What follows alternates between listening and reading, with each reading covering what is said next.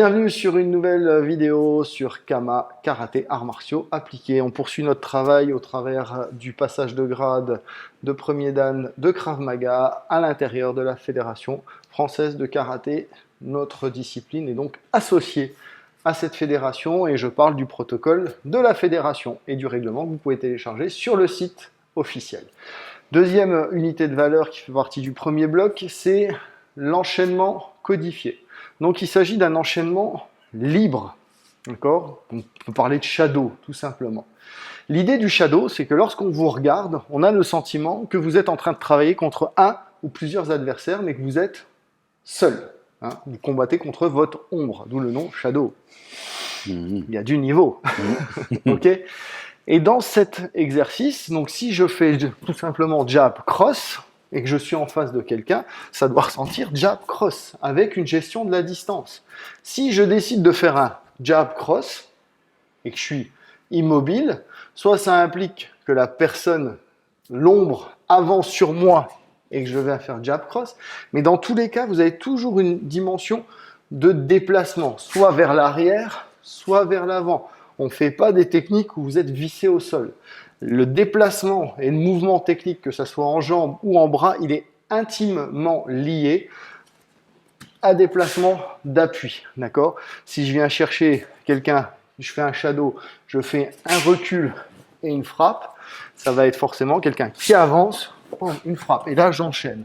Regardez, si je supprime mon ombre, si je suis en shadow, je vais faire 1, 2, 3. OK? Donc ça, c'est pour l'idée déjà de travailler des enchaînements face à quelqu'un. Et comme on est au Krav Maga et que c'est des situations de self, on peut très bien imaginer qu'il existe plusieurs adversaires. Donc je reprends mon idée de shadow face à quelqu'un. 1, 2, 3, 4. Il n'est pas là, je vais refaire le même. 1, 2, 3, 4. Et quelqu'un est derrière. Donc, dans mon shadow, je vais me retourner et retravailler, non plus sur forcément que des attaques, mais c'est peut-être lui qui va m'attaquer, donc il va faire un coup de poing au visage, 1, 2, 3. Donc j'ai fait mon enchaînement, il n'est plus là, 1, 2, 3. J'ai changé à 180 degrés de direction de travail. C'est ce qu'on va rechercher à voir, c'est la sensation que en permanence, vous êtes entouré d'une personne, ok, ou de plusieurs personnes. Autre chose qui est essentielle, c'est qu'on veut voir l'ensemble des frappes disponibles être mises en œuvre. Point fermé, main ouverte, pique, direct, circulaire, crochet, uppercut. L'ensemble des frappes classiques. Ensuite, on va vouloir voir également les segments médians, coup de coude, d'accord ? Ça va être important. Le coup de coude, il n'est pas seulement devant. Il peut être aussi travaillé à l'arrière. 1, 2, 3, quelqu'un arrive derrière. Pam! Point marteau, je frappe et je tourne. Toujours l'idée du multi-adversaire. Pour les jambes, on veut voir les coups de pied longs et les coups de pied, les frappes courtes, coups de genou. Et on veut le voir également sur non seulement les choses directes, mais aussi circulaire. Mon coup de genou, il est court, mais il est aussi circulaire. D'accord? On veut voir cet ensemble de techniques mises en œuvre et on veut voir aussi une façon de les mixer, mais toujours dans une idée d'efficacité. Je ne vais pas travailler long, reculer, court. D'accord? Dans une certaine logique, ça ne fonctionne pas. Ça ne marche pas ton truc. 1, 2, à moins qu'il a fait 2 esquives et il fasse un legs, un single legs ou un double legs, et là, je travaille. Mais je dois le voir. 1, 2, 3. Si on est à distance, il recule, il me fonce dessus. 2, 3, et je rentre. Vous voyez? Toujours la sensation d'un partenaire qui vous entoure. Dans la nomenclature, on veut aussi 8 coups de pied. Jambe avant, jambe arrière, on veut voir de la variété. C'est très simple. Front kick. J'en ai déjà jambe avant, jambe arrière. Genou. Side kick. Coup de pied arrière. Coup de pied arrière. Après, vous avez les différents niveaux. Circulaire arrière, et je monte, middle kick, boum.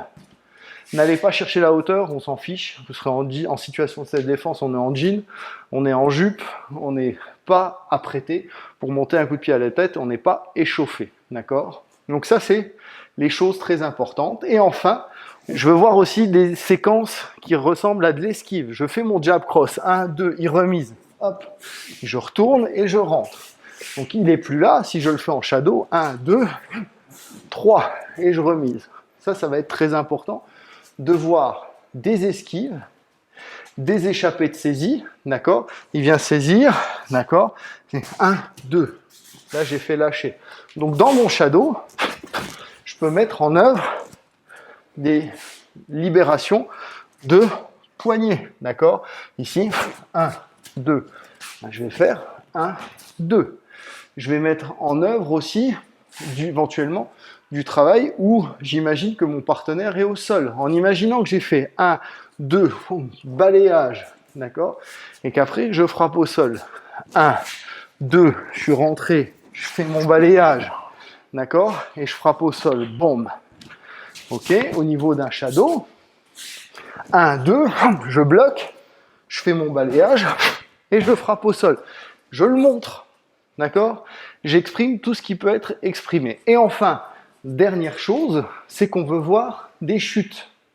D'accord? Alors, une chute, elle est toujours provoquée par quelqu'un. Donc, je vais te demander juste de reculer un petit peu. Je suis en train de boxer.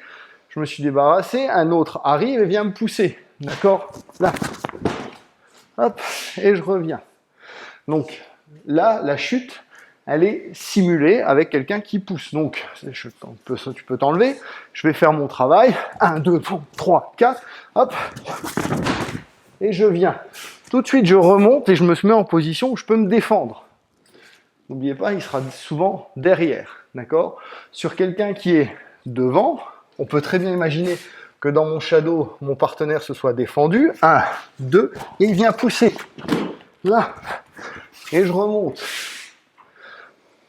On évite d'utiliser les mains ou tous ces appuis pour remonter, d'accord? Parce que vous mobilisez des membres qui pourraient être affectés à d'autres choses.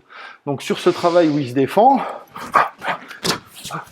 là, mes bras sont en protection, éviter que ma tête touche le sol. Mes jambes sont éventuellement, je peux montrer une frappe pour faire reculer l'adversaire, et le temps de remonter, là j'avance sur lui, donc c'est peut-être pas forcément intéressant, vaut mieux que je prenne de la distance, d'accord?